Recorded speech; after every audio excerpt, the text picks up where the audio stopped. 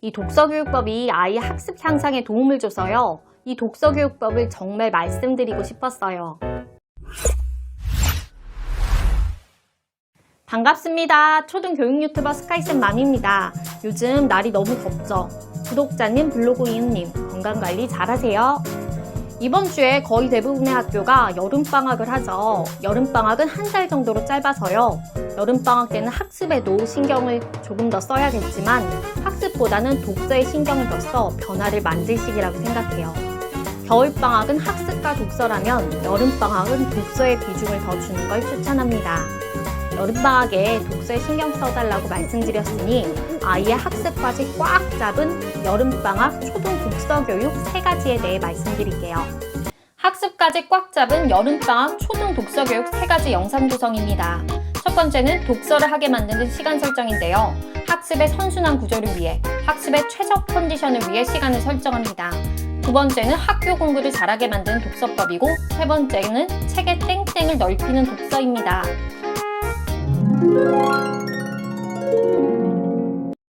첫 번째로 독서를 하게끔 시간을 설정해 주세요. 독서에 신경을 쓰기로 마음먹으셨으니 우선 첫 일과를 독서로 하는 하루 계획표나 공부 목록표를 만들어 주세요. 제 아이는 자기주도 학습이나 엄마표로만 공부를 해서요. 학원 시간에 구애가 없으니 초등학교 1학년부터 중1인 지금까지 학기 중이든 방학 중이든 항상 독서로 하루 일과를 시작해요. 학기 중이라면 학교 후 첫 일과가 독서라는 거예요. 피치 못할 사정으로 학원이 첫 일과가 된다면 학원 수업 후에는 독서로 하루 일과를 시작하면 됩니다. 제가 독서를 하루 일과에 처음으로 설정한 이유가 2가지가 있어요. 첫 번째는 하루 일과의 처음을 독서로 설정함으로써 아이가 독서를 가장 우위에 두어야 하는 중요한 일과로 인식시키기 위해서예요. 학교마다 장학생도 있고 영재원에 다니는 아이들도 있죠. 제 아이도 그 아이들 중 한 명일 뿐이에요. 하지만 다른 점은 학원의 도움 없이 자기주도 학습으로 공부했다는 게 다르죠. 그런 자기주도 학습이 가능하게 한 원인들 중 하나가 모국어 능력, 즉 문해력이에요. 모국어 독서로 문해력이 생겨 결국 학습에 도움이 되는 선순환 구조가 되는 거죠.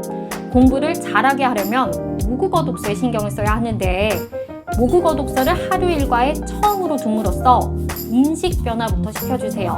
이번 여름방학을 이런 인식 변화를 위한 시간으로 만들어주시면 좋을 겁니다.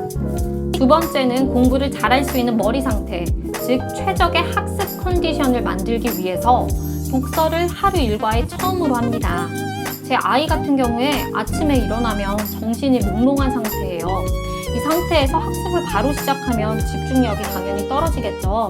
그러니 독서로 머리를 깨우는 거예요. 아이가 독서를 하며 활자를 접하면서 머릿속 상태가 정돈이 되는 거죠. 그래서 독서 후 공부로 넘어가면 집중하기가 수월해집니다.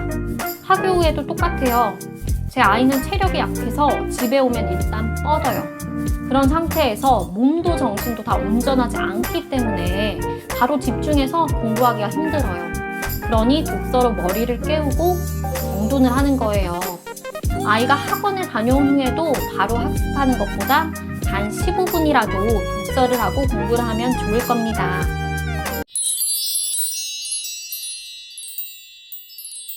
두 번째로 방학 중 학교 공부를 잘하게 만드는 독서법을 알려드릴게요.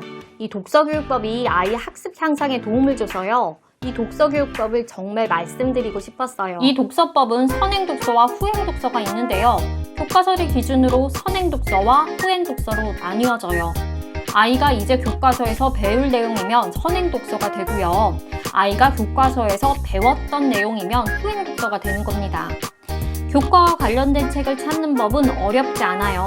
검색창에 1학년 국어 교과 연계책, 5학년 사회교과 연계책 이런 식으로 검색을 하면 나와요. 아니면 교과서의 목차만 봐도 찾을 수 있어요. 교과서가 없다면 인터넷 서점에 교재 목차에서도 확인할 수 있어요.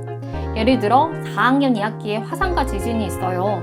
그렇다면 화산이나 지진에 관한 책을 준비해 주시면 돼요. 제가 선행독서를 시키는 이유가 2가지가 있는데요. 첫 번째는 아이 학습의 체감 난이도를 낮추기 위해서예요. 어머님들의 고등학생 때로 돌아갈게요. 모의고사를 보고 있는데 유독 비문학 지문이 잘 읽어지고 영어 지문이 잘 읽어질 때가 있었을 거예요.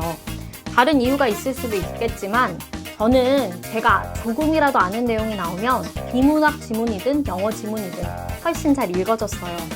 아주 조금 알았어도 그게 큰 단서가 되어주더라고요. 이제 아이 학습에서 생각해 볼게요.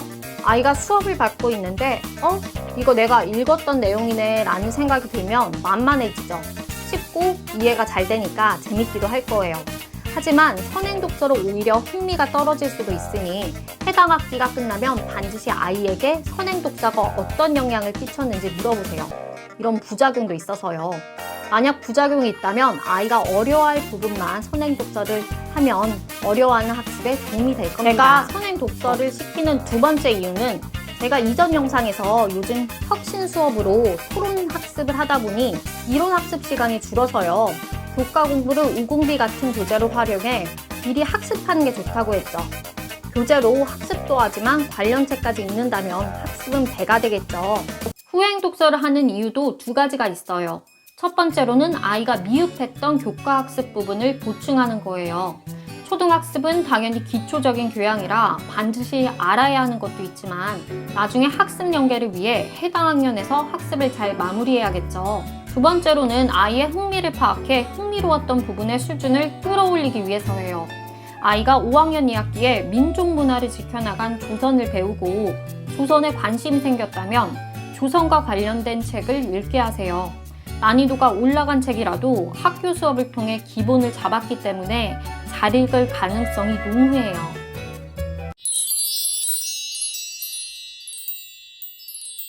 방학에는 독서를 할 시간적 여유가 학기 정보다 많기 때문에 이걸 기회로 삼아 아이가 읽지 않았던 분야의 책을 접해보게 하는 것도 좋을 겁니다. 아이가 읽는 책의 주제가 넓어질수록 아이의 학습에 도움이 될 만한 지식들도 다양해질 겁니다. 아이가 저학년이라면 학습 만화를 이용해 아이가 읽어보지 않은 주제의 책을 권해주세요. 글책보다는 읽기 성공의 확률이 크거든요. 아이가 학습 만화를 읽어보고 흥미로워했다면 같은 주제의 글책으로 권해주세요. 하지만 아이에게 다양한 분야의 책을 읽게 하고자 좋은 취지에서 권해도 아이가 거부할 때가 있어요. 그러면 이 방법을 쓰세요. 모든 학년에게 통하는 만능의 방법일 거예요. 아이가 읽기 싫다고 하면 다른 학습을 좀 줄여주세요. 그러면 아이는 공부를 덜 하게 되니 당기며 읽을 거예요. 저는 이런 식으로 몇 번 행복이한테 해봤는데요. 잘 통했어요. 이번에 말씀드린 독서로 첫 일과하기와 선행과 후행 독서, 주제를 넓히는 독서를 이번 여름방학에 실천하시고 아이의 학습도 꽉 잡으셨으면 좋겠습니다. 이번 영상이 도움이 되었다면 좋아요와 구독 부탁드립니다. 아이 학습에 도움이 되었으면 좋겠습니다.